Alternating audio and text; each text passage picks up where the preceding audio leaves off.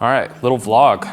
I got this little Sony ZV-E10, like a little point and shoot basically for videoing myself so that I can take my actual camera out into the field and shoot photos and video at the same time more easily. Here is a cute cat.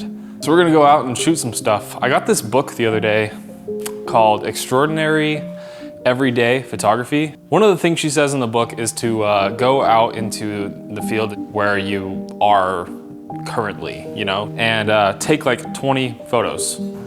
It's so nice here. It's February 20th, 82 degrees here in Austin. I'm out here at like 3 o'clock, 4 o'clock, notoriously harsh sunlight, but I'm gonna try to use it to my advantage and see what happens. Should probably do some of those shots where like I put the camera down and then walk past and then come back and I have to pick it up. Let's do some of that. Was that dumb? I felt pretty dumb.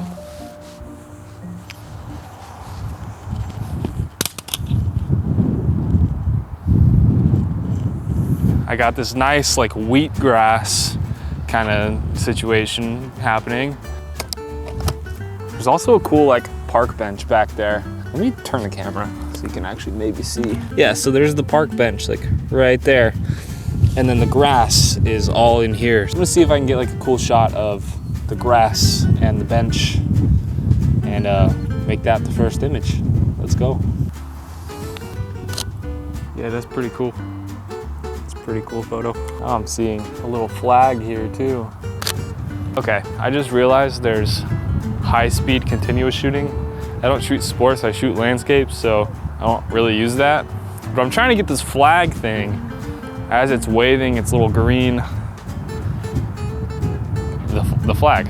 I was losing my words, but I said the word already. I'm trying to get it as it's waving in the wind, like at a nice, whatever. I gotta turn on high-speed continuous. Whoa, let's just see how that was. Okay, now I wanna get this homie canoeing.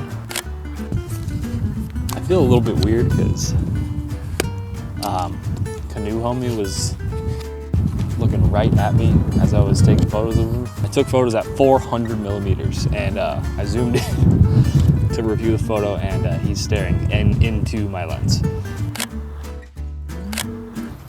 Good, calling it. Off in the distance, there's like an absolute metric ton of birds on the lake. There's a bunch of dead trees in the background, which is so annoying. Like just, I don't know, live better, you know? God, I have an idea. Those dead trees, instead of being annoyed at them, I'm gonna make them the subject just to prove a point to them that they're still pretty.